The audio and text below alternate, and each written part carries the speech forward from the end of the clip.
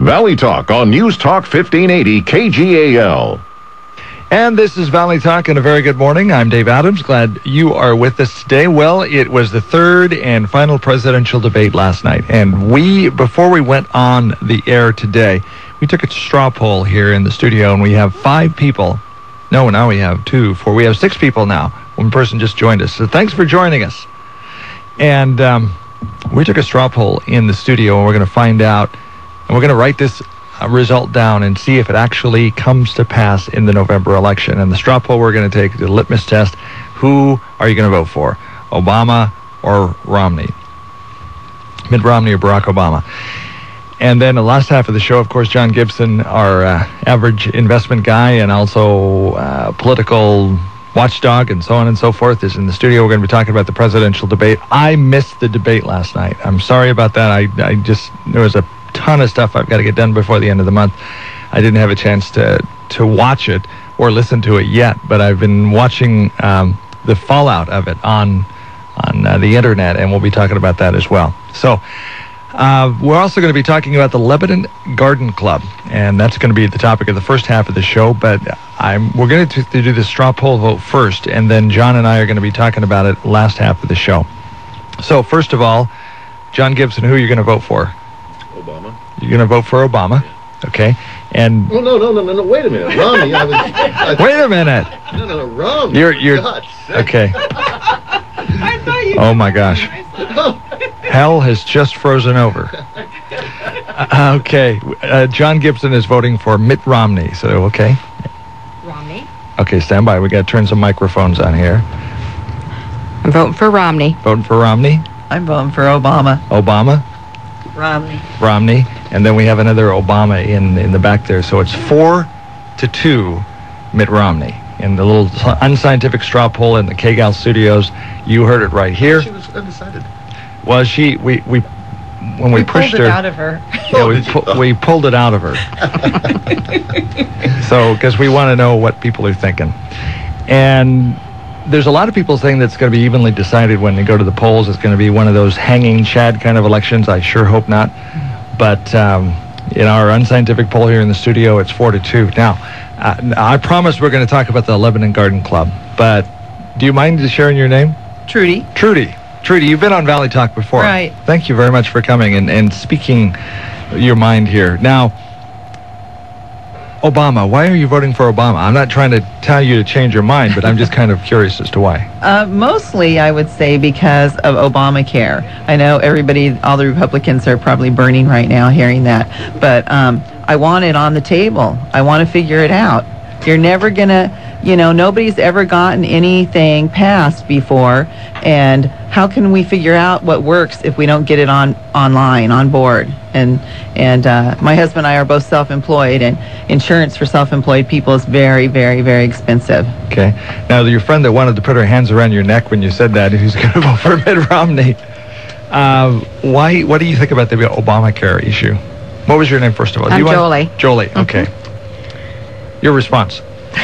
You didn't think it was going to be a presidential debate, did you? What do you think? Well, I don't agree with the Obamacare. I think that we do need something for people who are self-employed and those who are retired early and aren't Medicare age yet, like I was. But I don't think Obamacare is the answer. Okay. I don't know what is, but I am not a fan of Obama. Okay. I want to see some different change. Did you watch the debate last night? No, I did not. Trudy and I were out having margaritas, discussing what we're going to say at the show. You weren't choking her then, were you? No, not. We weren't talking politics then. We learned that we're good friends, but we learned not to talk politics to each other. And here you come into the Valley Talk studio, and the first thing I want to talk about is turn it into a presidential debate. You have to watch these talk show hosts. You just can't trust them sometimes. That's right. So, I'd lost my train of thought. I hate it when that happens. 42 is... She used to be an engineer. Engineer? Okay. 42. So we write that down, and that's what we have in our studios today, and we'll see what happens. Oh, I know what I was going to ask you. Did you watch the debate last night? No, Oh, Just She was- watched. she was- I They was were doing having margaritas. margaritas with Jolie. I watched parts of it, and I got to say, Obama, the part where he was kind of talking down to Romney about the naval ships and that sort of thing, I didn't think that was very articulate. I don't think even all the Obama people would really get a kick out of that. It wasn't the right thing to do. That we don't have bayonets and what was it? Right. Horses and bayonets. Yeah. And I think that other politicians have done the same thing, and they're not just making it clear. We're not stupid out here. You know, if he would have said, Biden this morning on GMA gave a better representation of the fact that what the Navy can do today is so much more powerful than what they could do years ago, and so we don't need as many ships. I get that, and I'm not even college educated, so I would have been happier to see him say something like that. We do a lot of things with special forces, and we can put in, a dozen guys, and they can take care of a situation without having to send in an aircraft carrier sometimes. Interesting. So, we're going to be talking about this last half of the show, 42. We'll write that down, carve it in stone, see what happens on Election Day, and see if our little straw poll is representative of the country. And then we'll also ask everybody else if they were out drinking margaritas last night and not watching the debate. So, welcome to Valley Talk. One of the things we do want to mention is, aside from having a lot of fun here, we do want you to sign up for, I was going to say Obama's Taste on Us, but they're going to kill me for this one. Quiznos Taste on Us. Quiznos in Albany is a sponsor of Valley Talk, and we give away a $10 gift certificate every show to a lucky listener. And you can send me an email at dave@kgal.com, or you can call the radio station 541-451-KGAL, 541-451-KGAL, or 926-8683, 926-8683, or email me, dave@kgal.com. Although, also, it's been a long night. I would like to know when you submit your entry, what are you going to vote for? Who are you going to vote for? Are you going to vote for Mitt Romney or Barack Obama? So have a little fun with that as well. What we are going to talk about the first half of the show is the Lebanon Garden Club. And let's introduce ourselves. Who do we have in the studio here? We have John Gibson to my immediate left, and then... I'm Jolie Root. I'm president of the Garden Club. And? I'm Trudy Basin, and I'm first vice of the Lebanon Garden Club, and I'm also district director of all the garden clubs in the Santiam area. Okay, glad to have you with us today. I'm Elsie Kinsley. I'm Flower Quilt and Art Show chairman. Okay, well, thank you. Welcome to Valley Talk. Lebanon Garden Club. What is the Lebanon? What does a garden club do? We're a nonprofit organization, and we're serving all the gardeners in the greater Lebanon area.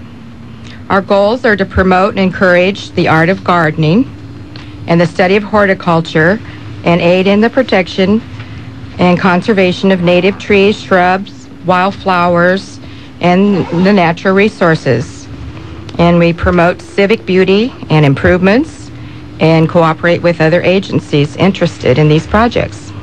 Are more people growing gardens now? I know during World War II they were called victory gardens, where people were eating from their garden to save resources for the country, but of course, a different reason now. The economy is down, and it's cheaper to grow your own food than go to the store and buy it. More people doing gardens these days because of that reason? Mm-hmm. What do you think? I believe they are. They're a lot more environmentally educated, and they want their own organic gardening without these sprays, chemicals, and it's just a lot of fun to grow your own gardens. Sense of accomplishment and watching Sense of something grow. accomplishment, correct. What would you say to the people that say, I have a black thumb and I kill everything in sight, even if it doesn't want to vote for the other candidate? What would you say to those folks who say, boy, I just kill everything? I would say, come and join Garden Club, and we can teach you how to garden and make things live. To unblacken your and thumb. to unblacken your thumb and turn it into a green thumb. There you go. Hey, does it cost to be in the club? Yes, it's a $10 membership, and that's for a year. Okay. Great. Trudy. Yes. Why are you in the garden club? I joined Garden Club to learn, to kind of socialize with other people that were gardeners and to learn what I could. When I moved here in Lebanon about 12 years ago, I think I've been in Garden Club about 8 years. And it's just a great way to get to know other gardeners and learn a real variety of things, because in Garden Club, some people are interested in landscaping, some people food gardening, some people have just started gardening, and a lot of our members have gardened for years, 30 years plus. And so you really learn a lot. All right. Qualifications. Do you have to have a green thumb? Do you have to have a degree in horticulture? Have you had to take 4-H? No, you don't. Actually, you don't need to know anything about gardening.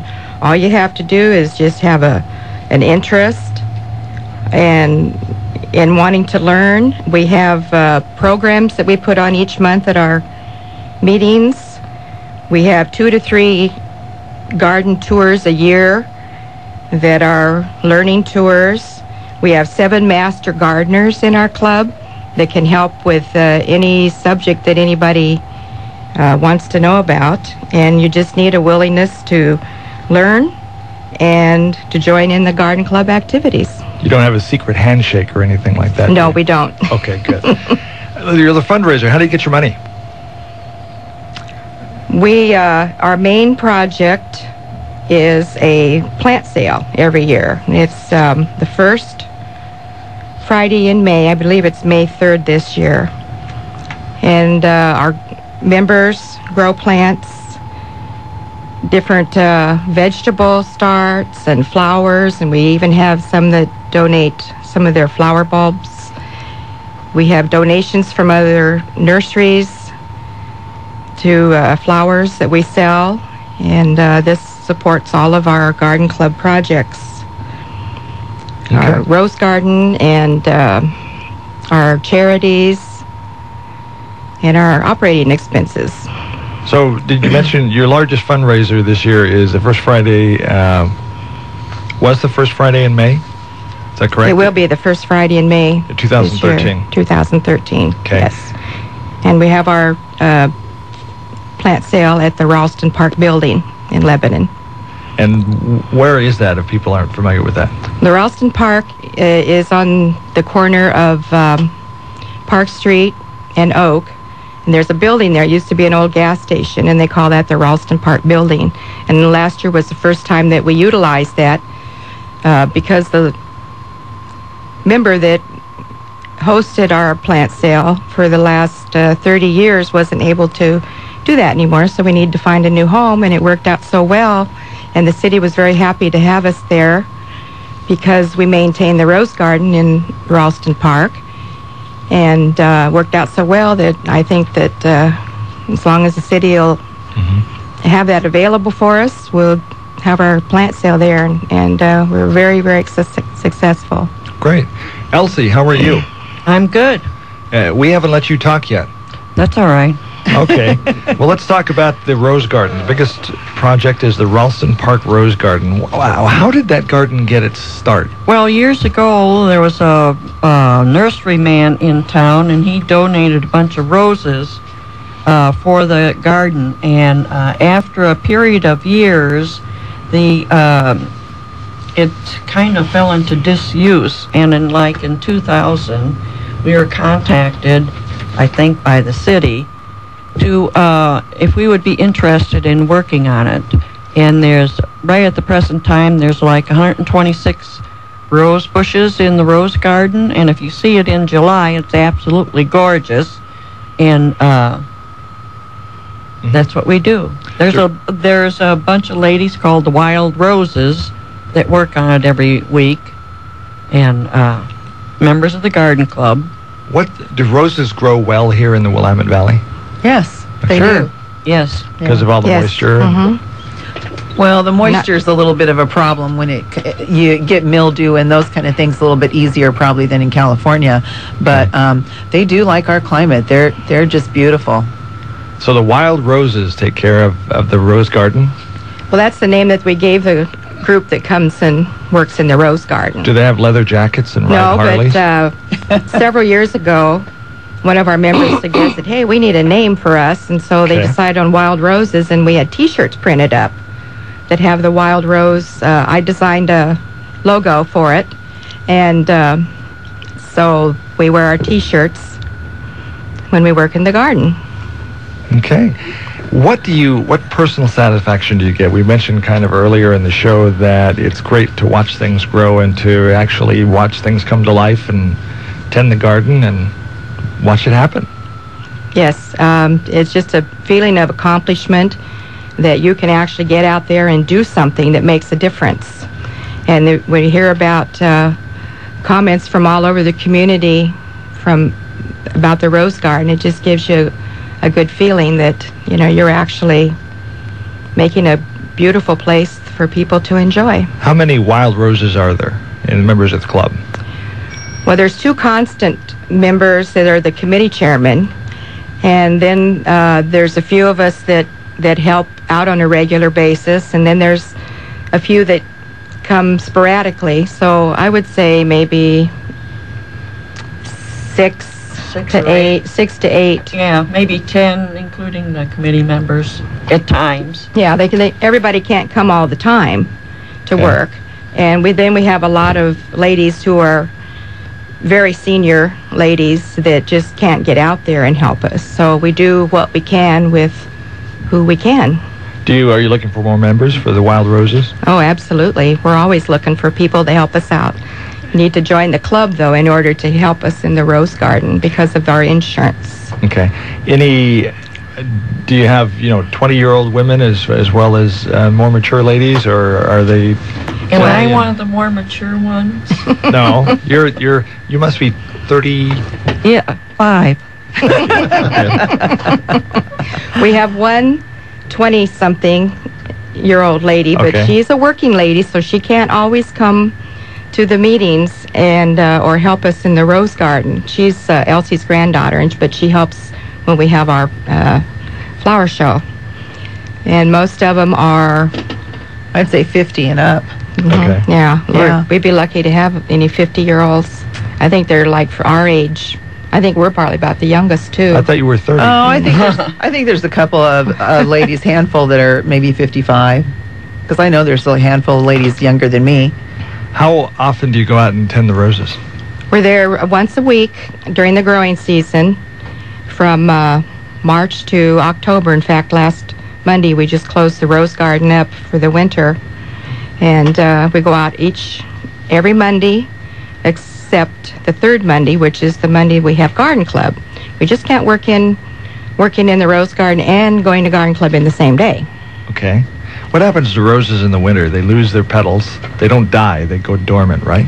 Yes, we cut them down to about waist high because you don't want the tall branches whipping in the wind, because if they break, they can get damaged and damage the bush. So we cut them down to about waist high, and then they just sit there all winter. In fact, when we worked Monday, we cleaned out all of the ground, the leaves, and got all that cleaned up for them, because it's just better to have a clean slate.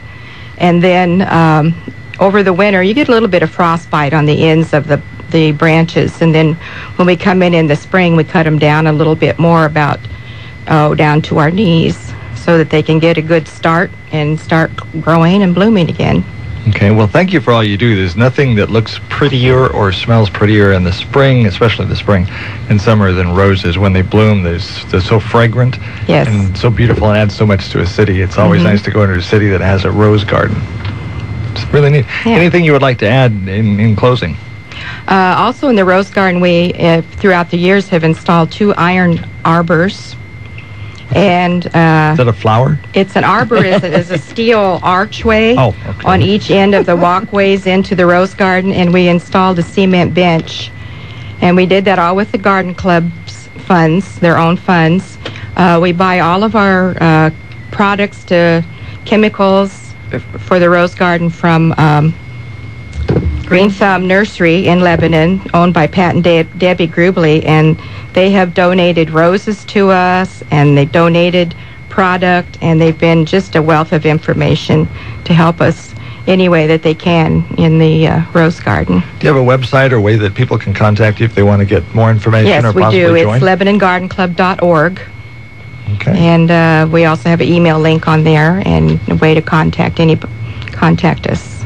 For any Jolie, Trudy, and Elsie, thank you for having fun with us today and coming into Valley Talk and talking about the election, the debate, and the Lebanon Garden Club. Okay. And look forward to many more years. Thank you, Dave, for having us. Look forward to many more years of beautiful roses in the Mid-Willamette Valley.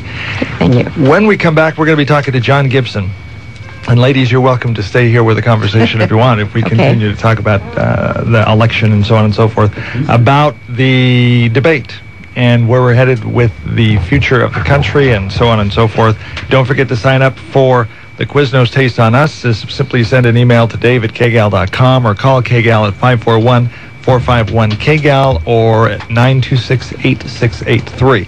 Program note, jot this down on your calendar. Tomorrow, in this very studio, we're going to have somewhat of our own debate here. We're going to have the two candidates for Lebanon mayor here in the studio and talking about the race, the issues facing the city of Lebanon, why each person would best serve the city, the incumbent to be reelected or the challenger to take over. So there should be a lively discussion. Hopefully we'll not have anybody choke the other person. But it could be interesting conversation, and we invite you to join us for that. If you miss it, you can catch it on our website at kgal.com. We will continue with Valley Talk in just a moment. The Willamette Master Chorus presents the 2012-2013 season. There will be 6 performances of 3 different concerts. The season will highlight the theme, The French Connection, with music from France, as the chorus prepares for a concert tour in France during the summer of 2013. The Veterans Weekend Concert in Remembrance will feature Duraflay's Requiem, with additional music celebrating and honoring veterans and their families. Next up will be the festive holiday concert, Christmas Mass and Carols from France, with special guest performers. Then in February, the chorus is joined by several outstanding guest soloists. The Willamette Master Chorus is the Mid-Valley's premier choral ensemble, bringing you the finest in choral master works. As a season ticket holder, you receive a 10 to 15% discount. Pick up a brochure at Keith Sandberg's State Farm Insurance in downtown Albany, or the Willamette University Music Office, or link to their website from kgal.com or kshow.net. The Willamette Master Chorus, under the direction of Dr. Paul Clemmy. Hi, this is Paul from Paul's Computer Repair, and I want to tell you why I'm running for Lebanon mayor. I've lived in Lebanon for 15 years, and I love this town. Like many of you, I'm not happy with the way our officials are doing their job. The high water rates and lack of transparency on the city council are just 2 examples. We must have more open communications from the mayor and city council. Videotaping every public meeting and posting them for the community online is a must. We also need a safe community. Without this, nothing else matters. We must fully fund the police department, court, and jail. I want to have citizens of Lebanon create a long-term vision for Lebanon. Community input on what we want our town to look like in 10 years. This will help us build a strong economy and jobs while keeping the small hometown feeling. My business and livelihood depend on this. It's time for a fresh new generation of leaders in town. This election can be a turning point in our city's history. I ask for your vote together so we can bring back the town that friendliness built, a town we can be proud to call home. Find out more at my website, paul4mayor.com. I'm Paul Aziz. I read, paid for, and approve this message. Oh my God, it's my mom. Don't answer it. She's gonna think that something's up. Something is up. I lost my little brother on Halloween. My mom is gonna kill me. You're about to be an accessory to a major crime. Fun side. Run, Friday, save yourself! Friday, he had Carmike 12. Go! As long as you're back before your mom, she never has to know. Fun size. Thank God. Friday, he had Carmike 12. This is 100% legal, but very creepy. October 26th, featuring Carly Rae Jepsen's single, His Kiss. We are bound to others, past and present, and by each crime and every kindness, we birth our future. Cloud Atlas, Friday at Carmike 12. Yesterday, I would never have done what I did today. Cloud Atlas, Friday at Carmike 12. I believe there is another world waiting for us, a better world. I won't let you go.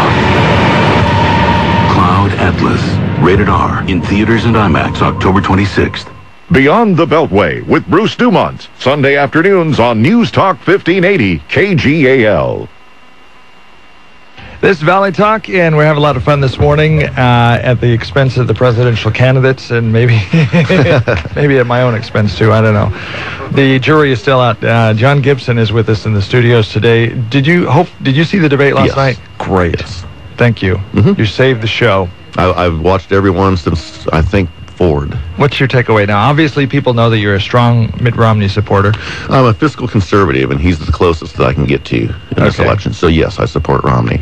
My feeling about the debate was that I thought Obama kind of faked his anger. I mean, his eyes were blazing, and he was describing, I thought a very condescending way about how the Navy now has ships that go underwater called nuclear submarines. And, I mean, that was just, I thought, a little over the top. And that was an interesting comment from Trudy,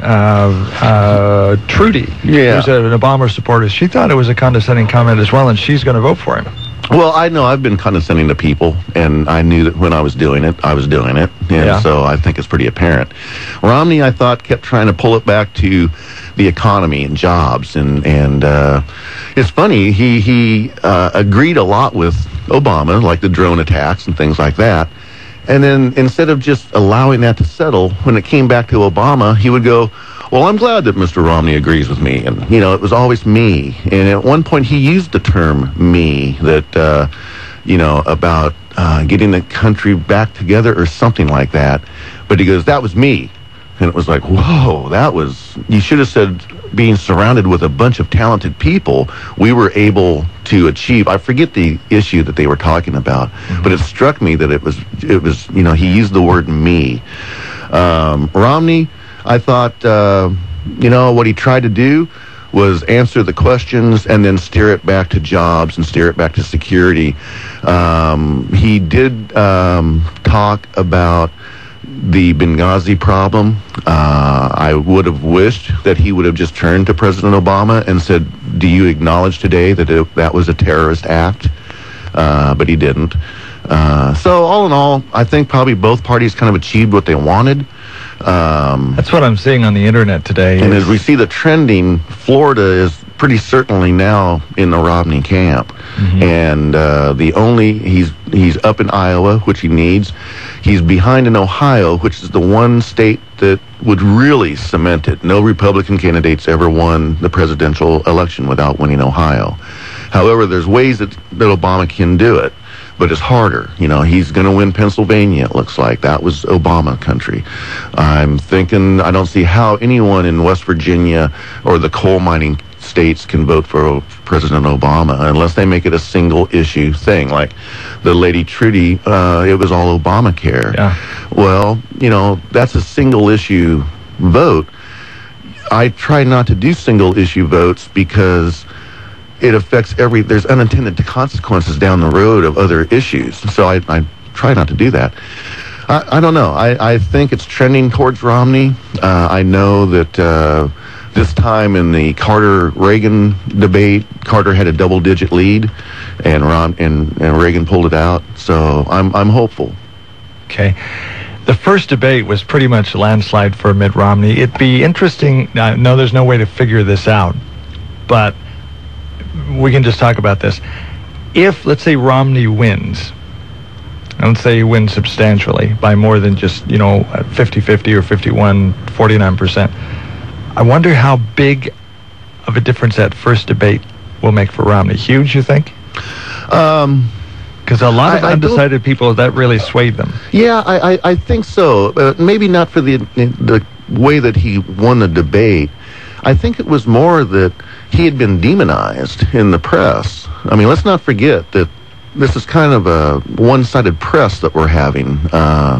We even had the moderator in the second debate stick up for President Obama and was factually wrong, but it changed the course of that debate, and I think that should have been a fireable offense.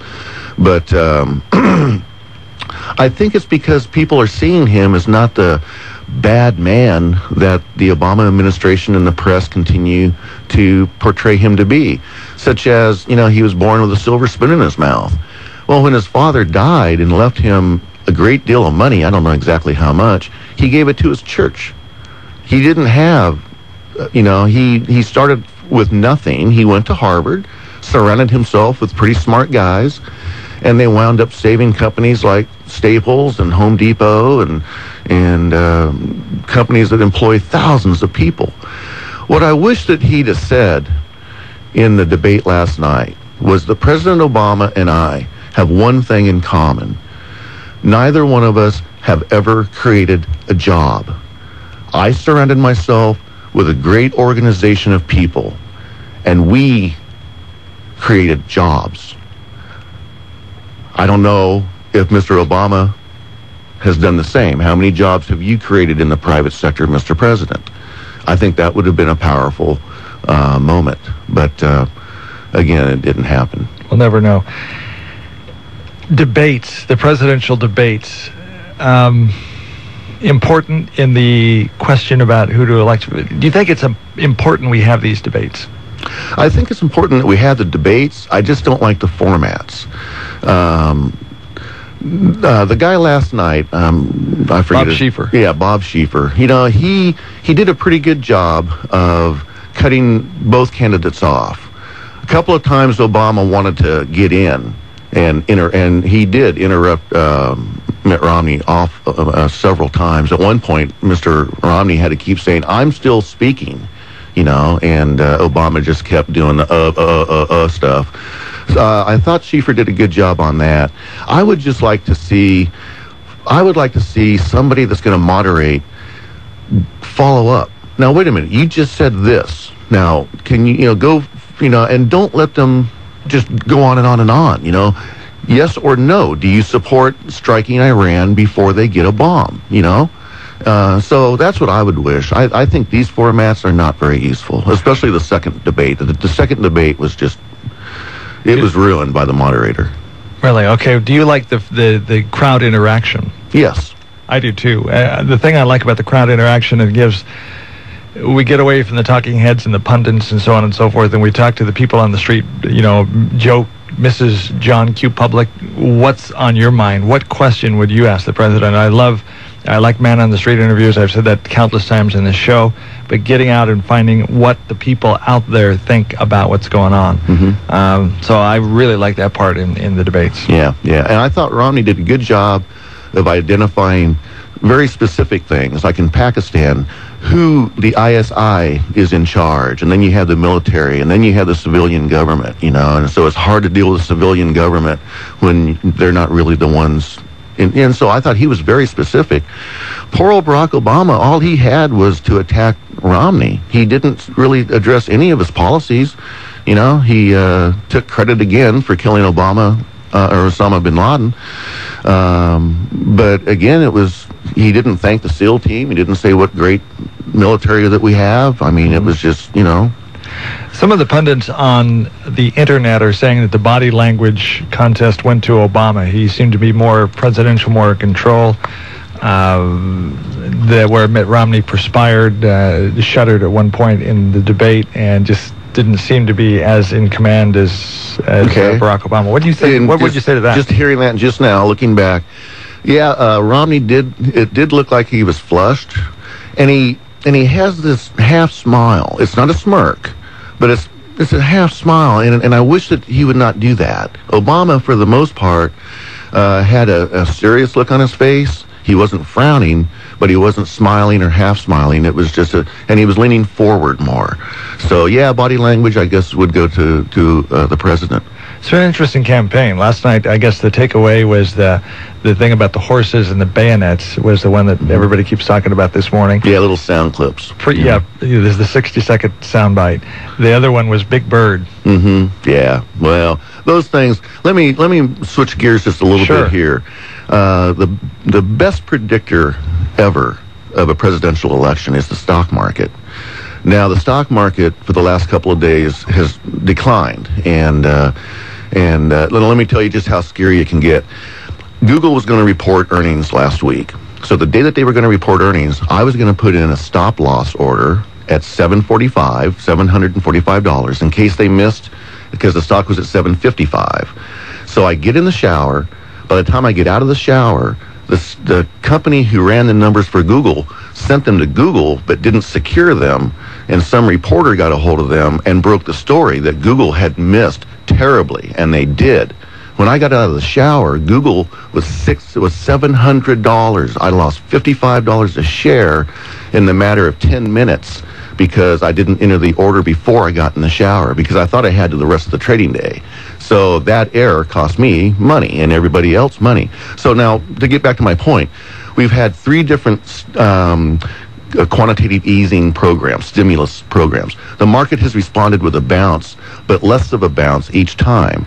Now, today, and we've been talking about this for a couple of months, earnings are coming in bad.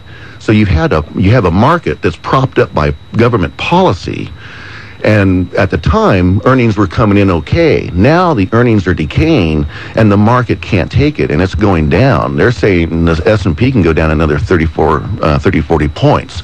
1425 to be technical, was the level of resistance for the S&P 500.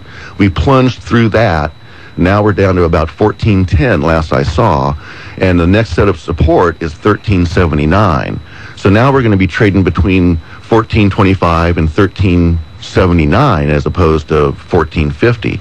Now if that continues over the next couple of weeks, and I think it might, that's going to, if there are any undecided left, which I don't believe there's anybody undecided anymore. They're just afraid to say who they're going to vote for. That's an interesting comment because that's what we ran into with the lady that came in at the very last. And normally they're afraid to say they're going to vote for Barack Obama. And that was the exact case here. I'm not going to mention her name. No. But who are you going to vote for? Well, I haven't decided yet. No, I think you have. Who are you going to vote for? Well, I'm going to vote for Obama. I wonder how many people there are like that out there. If you went out and did a straw poll on the street today, who are you going to vote for? Well, I haven't decided, but they really have. They just don't want to admit it. Right. But to finish up on the stock market, the funny thing that I didn't see today, because we had it's down another couple hundred points, I didn't see the money going into bonds. Normally, with a sell-off over the several days that we've had, that money has to go somewhere. And what you would see is the bond yields going down as the price of the bond goes up because people are buying it. There's more demand for the bond, so the price goes up. That makes the yield go down. So that's not happening. The 10-year is still at 1.7 when I left this morning, or thereabouts. So I don't know where the money's going yet. Interesting. We have to take a break right here. Don't forget to sign up for Quiznos Taste on Us. Send an email to Dave at KGAL.com. Put Quiznos Taste on Us on the subject line. Big thank you to Dale and the crew at Quiznos, next to the former G.I. Joe Sporting Goods location in Albany, just down the street from the KGAL Albany Valley Talk studios, and right next to Weight Watchers and Novak's Restaurant. Sign up for that. Into the show, we'll give away a $10 gift certificate to someone. So hang on for that. This is Valley Talk. We'll be right back. The Osgood File. This is Charles Osgood on the CBS Radio Network. When you're a reporter, as Jason Blair used to be at the New York Times, you know you're not supposed to make up your own facts to make a story better, piping, as that's called, or lift somebody else's reporting and use it word for word as your own. Plagiarism is the word for that. Blair told our CBS News colleague Lee Cowan it started small, lifting an Associated Press quote without attributing it. And what did you think when you did that the first time? I thought, oh my God, maybe I can go to the copy desk and get this fixed. And then I thought about, wait, what are they going to think? And a couple days go by, and the thought that goes through my head is, I can't believe no one caught that. But the seed was planted in my head that you could get away with it. Right. Jason Blair and the slippery slope after this. When I heard Wells Fargo was giving their customers a free credit score, I figured I'd stop in. It's part of our limited time promotion. We'll give you a personal access code so you can obtain a free credit score and complimentary credit report. We can also talk about your credit score and how it impacts you. Good to know. Stop into Wells Fargo from now until November 15, 2012 and ask a banker about how to get your personal access code to obtain a free credit score and complimentary credit report. Wells Fargo. Together we'll go far. Wells Fargo Bank N.A. See a banker for specific promotion details. Geico says, let's make life simpler. It's ironic. Sometimes technology makes life more complicated. Take your TV, for example. How many remote control devices does it take to change a channel? Geico, on the other hand, makes technology work for you. Your laptop, smartphone, tablet. No matter what device you have, no matter where you are, you're never more than a click or call away from Geico. It really is as simple as that. Geico. 15 minutes could save you 15% or more on car insurance. Jason Blair isn't writing anymore, says Lee Cowan. He is now a life coach, helping other people to learn from their mistakes. You miss writing? Oh, God, yeah. Yeah? Oh, yeah. Some of the sources Jason Blair lifted from were high profile enough that he really should have known he'd be found out. You would think. It's kind of the slippery slope that starts to happen. I think once you realize that you can get away with something, once you cross over that line, you somehow have to rationalize how I am a good person and I did this, so somehow this has to be okay. His sins grew. Sometimes he invented, sometimes he plagiarized. So have a lot of people who did it and never got caught, as Tom Lehrer once spoofed in a song about a Russian mathematician. Nikolai Ivanovich Lobachevsky was his name. Plagiarize. Let no one else's work evade your eyes. Remember why the good Lord made your eyes, so don't shade your eyes, but plagiarize, plagiarize, plagiarize. Only be sure always to call it, please, research. The Osgood File. Charles Osgood on the CBS Radio Network.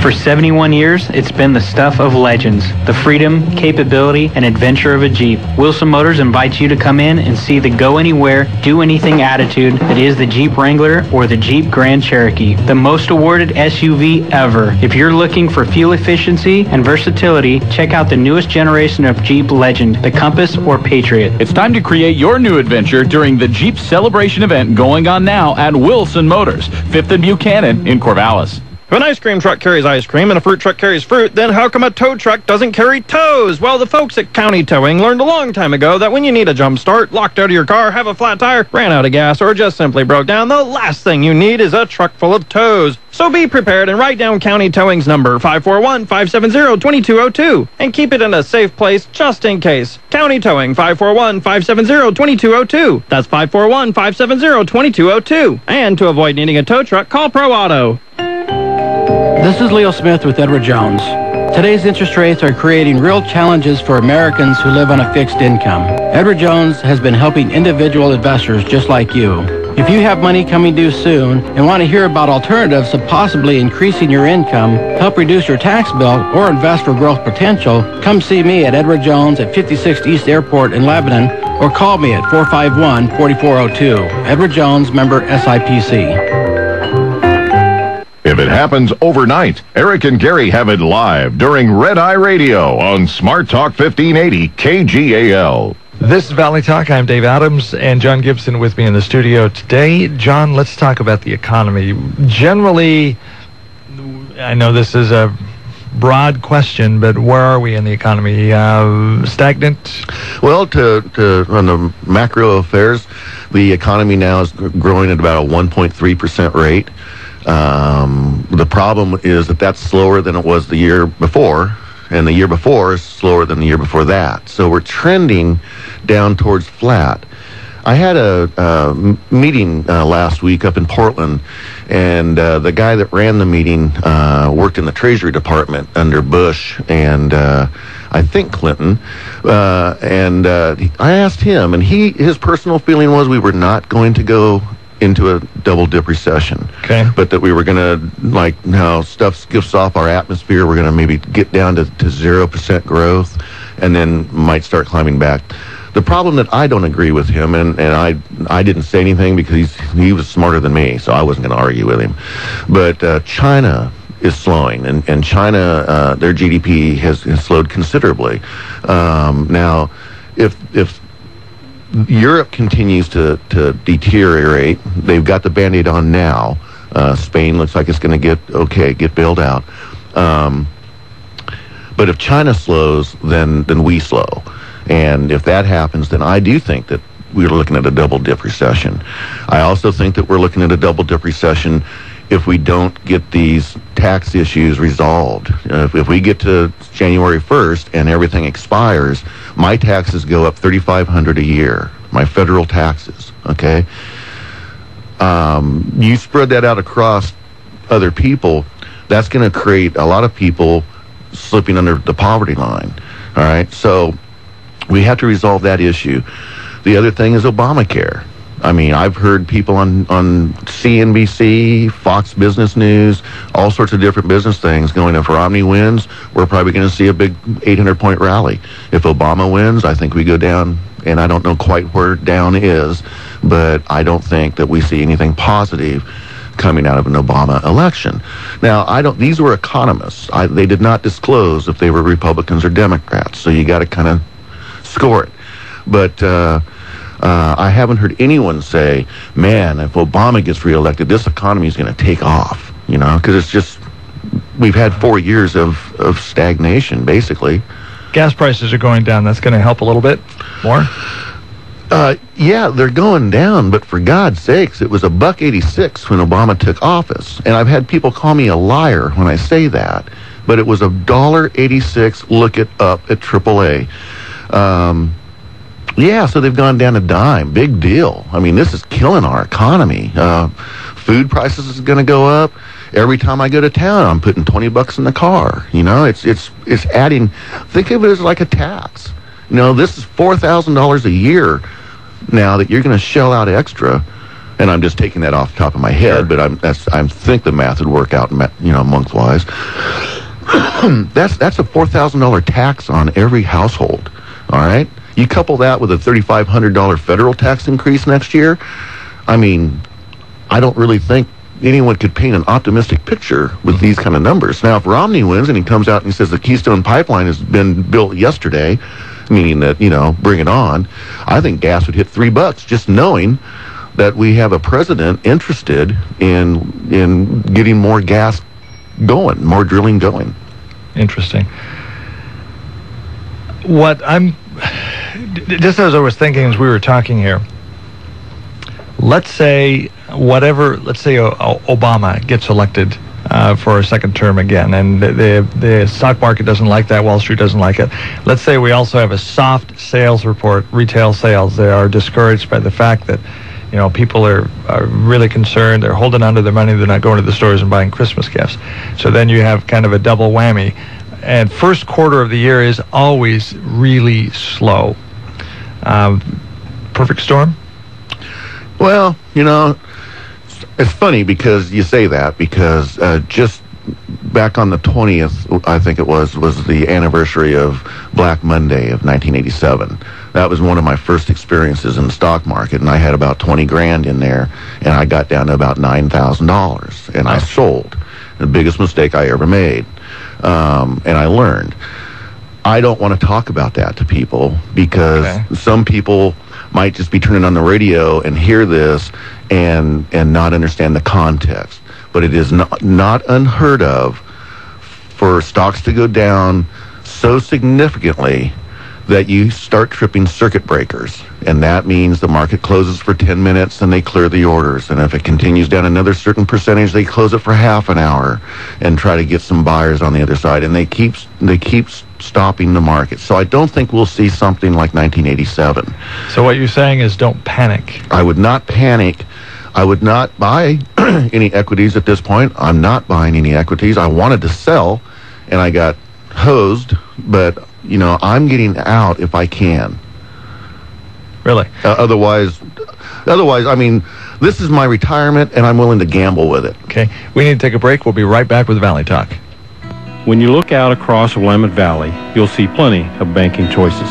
But we're here to give you an option that's pretty unique, like no other, in fact. Hi, I'm Dave Wood, President and CEO of Willamette Community Bank. We provide an alternative to large national and regional banks by offering customized financial services and local decision-making to benefit local people, local families, and local businesses. How many banks can say that? Willamette Community Bank, service like no other, we promise. Member FDIC. The 107th season of the Corvallis OSU Symphony Orchestra is about to begin, with 5 concerts in the regular season and a special concert on October 28th. Regular concerts include music from Chopin, Debussy, and Ravel, Strauss, and Tchaikovsky, the magnificent Holiday Concert, Bach's St. Matthew Passion with full choir, and the monumental Mahler Symphony No. 5. Warm up to the concert season Sunday, October 28th at 3 p.m. with Halloween with Harry, the music from Harry Potter. Get tickets early and find out about season symphony tickets online at cosusymphony.org. The regular season begins Sunday, November 18th and features popular piano virtuoso Alexander Tutenov on Chopin's Piano Concerto No. 2. Also, the Debussy Nocturnes and Ravel's Daphne and Chloe Part 2. Don't miss a single concert. Get your tickets now online at cosusymphony.org. If you have lived in the Mid-Willamette Valley for just a short time or possibly most of your life, you probably know a lot about Mennonite Village of Albany. In fact, their reputation is well known throughout the Pacific Northwest. They are a faith-based community in the Mennonite tradition of faith, family, and friendship. As a continuing care retirement community, they provide housing and support services designed to meet the changing needs of persons of all faiths and beliefs. The Mennonite Village offers a variety of retirement living arrangements, including active living homes, congregate living apartments, assisted living apartments, Alzheimer's and dementia care, and nursing and rehabilitation. As a nonprofit organization, their rates for these services are quite reasonable. Right now is a perfect time to contact Gene Stutzman for a tour of the Mennonite Village to check them out at 5353 Columbus Street Southeast in Albany. Online at MennoniteVillage.org or call 541-928-7232. That's 541-928-7232. Hi, this is Vonda Scott. I'm a retired Lebanon teacher and longtime resident. Mayor Ken Toom has been a godsend for our town, a real leader with a strong record. I'm happy with the great things that have happened in Lebanon with his leadership. I endorse Mayor Ken Toom for another 2-year term. Please join me in voting for Mayor Ken Toom for Lebanon. This is Mayor Ken Toom, and I approve this message. Keep me working for Lebanon and vote on November 6th. Home improvement will never be the same once you've heard The Money Pit. Saturday mornings on Smart Talk 1580. This is Valley Talk, and we've got just about 2 minutes left to go in the show. Don't forget that coming up tomorrow, we are going to be having the Lebanon mayoral debate for the full hour here on Valley Talk. We will take your questions on email, dave@kgal.com for that. And both the incumbent, Mr. Toom, and Paul Aziz, the challenger, will be in our studios tomorrow. That's the plan, and we're going to dedicate the full hour to it, talk about what's going on in Lebanon as far as the mayor's race. So, John, closing thoughts. We got about 2.5 minutes coming up on... I've got 2 minutes left on the show. Well, I mean, my closing thought is, as we get closer to the election, if we can get a clear signal either way of who's going to win, then I think you make some financial decisions and investment decisions. Until then, like me, I'm already in. The market's down. Don't sell at the bottom. You might see a pop. You might see a little 200-point rally over the next day or two that you might get a little more of your money back. But right now, I've been through this. The worst thing you can do is panic and just decide you're going to do something without thinking it out. Think about it and then do it, but don't panic. Worst thing you can do right now is panic. We have, even if Obama gets reelected and we slip in another double-digit recession, this is America. We will recover. We always recover, and we will. A Reagan is out there somewhere. A great Roosevelt is out there somewhere. We just have to find them. And it could be a her. Condoleezza Rice, hint. Okay. Would you like to see her run? Oh, I'd vote for her all day long. I would drive her car. Man, she is the smartest woman I have ever met. I never met her, I'm sorry. But President of Stanford, you bet. She's okay in my book. Okay. Again, don't forget the Lebanon mayoral, can we call it a debate? It's going to be the candidates here in the studio side by side. We'll be talking about issues, taking your emails, dave@kgal.com. That's tomorrow. Mayor Toom and Paul Aziz, the challenger in that race. Looking forward to that. If you have a topic you'd like us to talk about on Valley Talk, again, send me an email at dave@kgal.com. What we say is if the Valley's talking about it, we want to talk about it here on the radio.